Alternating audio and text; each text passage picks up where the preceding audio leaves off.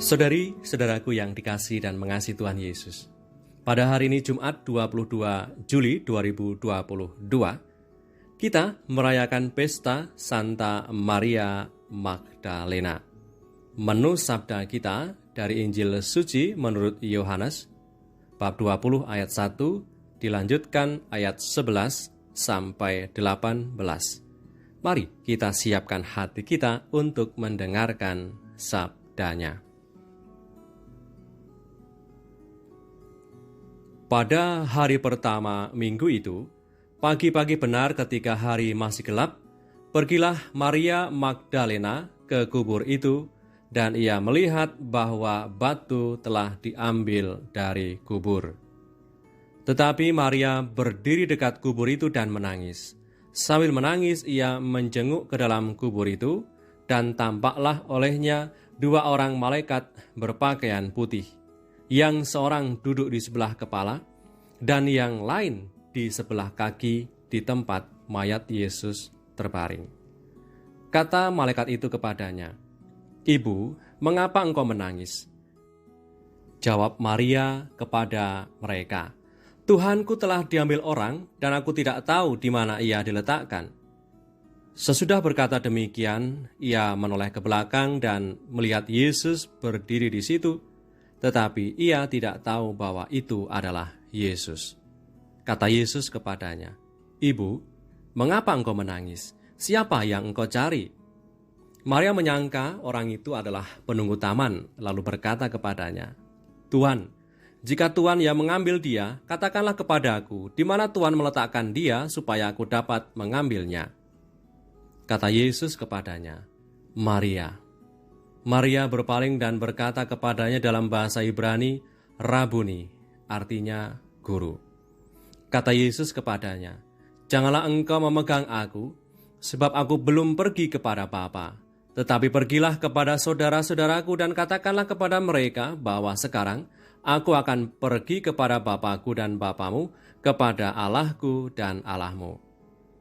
Maria Magdalena pergi dan berkata kepada murid-murid, "Aku telah melihat Tuhan," dan juga bahwa Dia yang mengatakan hal-hal itu kepadanya.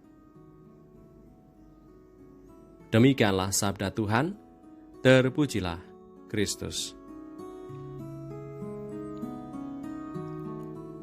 Saudari-saudaraku yang terberkati, hari ini gereja kita memperingati bahkan merayakan pesta Santa Maria Magdalena.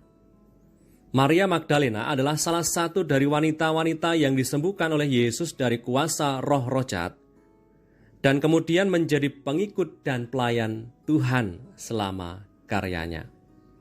Maria Magdalena juga dikisahkan hadir pula saat kematian Yesus di atas salib dan pemakamannya.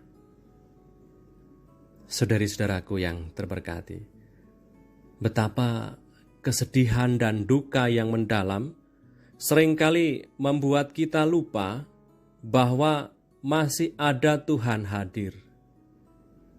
Kesedihan dan duka itu bisa berupa kehilangan beragam macam derita hidup, persoalan-persoalan pribadi dan bersama. Di saat kita mengalami ragam macam kesedihan dan kedukaan itu, kita sering bertanya, masih adakah Tuhan di situ? Seperti yang dialami oleh Maria Magdalena, kedukaannya membuat ia tak peka akan hadirnya yang mulia, yaitu Tuhan Yesus yang mulia. Ia sedang berduka dan sedih yang mendalam karena kehilangan Yesus Guru, Tuhan, yang sangat penting bagi hidupnya. Tuhan Yesus amat penting bagi Maria Magdalena sebab Tuhan Yesus adalah yang menyembuhkannya dari belenggu kuasa roh-roh jahat. Dan oleh karena kuasa Yesus, maka ia sekarang menjadi manusia bebas dan dalam kebebasan mengikuti Tuhan. Di tengah situasi hidupnya yang kalut karena duka mendalam, pada akhirnya Maria Magdalena dihantar pada suatu titik penyadaran bahwa Tuhan Yesus hadir di tengah kedukaannya. Injil hari ini mengisahkan demikian.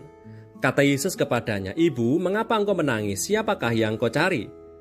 Maria sangka orang itu adalah penunggu taman, lalu berkata kepadanya, "Tuan, jika Tuan yang mengambil dia, katakanlah kepadaku di mana Tuan meletakkan dia, supaya aku dapat mengambilnya." Lalu kata Yesus kepada Maria Magdalena, "Maria." Maria berpaling dan berkata kepadanya dalam bahasa Ibrani, "Rabuni," artinya guru. Ketika Maria Magdalena disapa ibu, ia tidak tahu bahwa yang memanggilnya itu adalah Tuhan Yesus.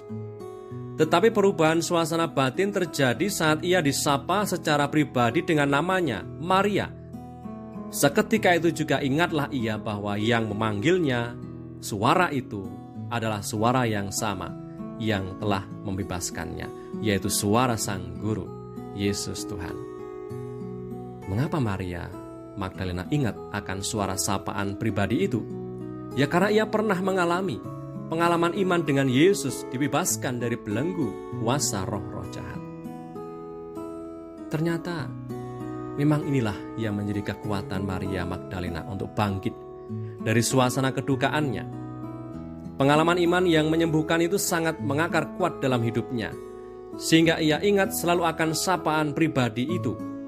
Sapaan pribadi Tuhan padanya mampu melampaui, mampu mengatasi dan menguatkan harapannya untuk bangkit dalam suasana duka menjadi sukacita. Saudari-saudaraku yang terberkati, kedukaan dan derita berubah menjadi sukacita karena sadar bahwa ada Tuhan yang selalu menyapa dan menguatkan. Yakinlah, di saat situasi apapun hidup kita, Tuhan Yesus selalu ada menguatkan kita. Marilah berdoa dalam nama Bapa dan Putra dan Roh Kudus. Amin. Allah Bapa Maha Mulia, Yesus Kristus Putra Tunggal-Mu menyampaikan kabar sukacita kebangkitannya kepada Maria Magdalena mendahului semua murid. Semoga berkat teladan pertobatannya dan doanya, kami mewartakan Kristus yang hidup melalui sikap dan tindakan yang baik dan berkenan, supaya kelak pun diperkenankan ambil bagian dalam sukacita kerajaan-Mu. Dengan pengantaran Kristus Tuhan kami, yang hidup dan berkuasa bersama Engkau dalam persekutuan Roh Kudus panjang segala masa. Amin. Berkatalah yang Maha Kuasa turun atas kita semua, Bapa dan Putra dan Roh Kudus. Amin.